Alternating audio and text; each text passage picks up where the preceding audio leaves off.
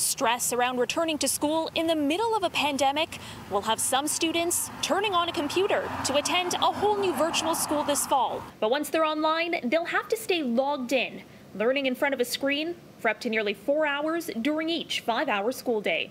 It was extremely difficult. It was extremely difficult for every party involved. Dana Rosenbaum moved her class online when COVID shut down schools this spring. The struggle was real for her as well as her students. I almost imagine it's like looking inside of a fishbowl or an aquarium. There's like this whole world inside around them, but they can't, they're just kind of tapping on the glass. The Ministry of Education says teachers must provide 180 minutes of live instruction to kindergarteners, while those in grades 1 to 12 get 225 minutes per day of Zoom-style classes or synchronous learning. We think that relationships take place only in synchronous environments, but it's often the case that students become observers of teachers just speaking to themselves. Certainly, there are many other ways to conduct a class.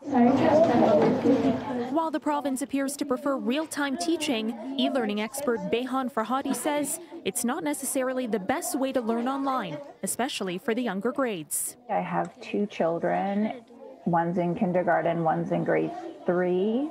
And we're considering the remote option. All I can think about is how can I ensure that they are not having to stay stationary in front of a screen for that long. It really does require the parent to provide extrinsic motivation.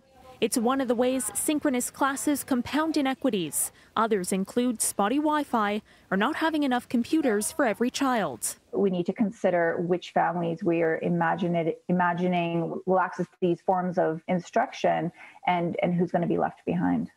Teachers, too, are scrambling to find ways to support the student who's at home. And our members are trying to figure out how they're going to incorporate that online learning, synchronous learning for those students who may not be available during the time scheduled. Based on her own experience, Rosenbaum believes successful e-learning will require flexibility. I had 27 students last year. Every student chimed in at a different time, was doing work at a different time, and it really made it difficult to maintain that meaningful relationship with my students. Farhadi says synchronous learning doesn't recreate the classroom experience and warns against a one-size-fits-all approach. Online learning has always succeeded under the slogan, at your own time, at your own pace. While educators agree there is value to synchronous learning, some believe a bigger focus on asynchronous learning is a more equitable approach, as it refers to a student's ability to access information, demonstrate what they've learned, and communicate with their class and teachers on their own time. For City News, I'm Caryn Ceolin.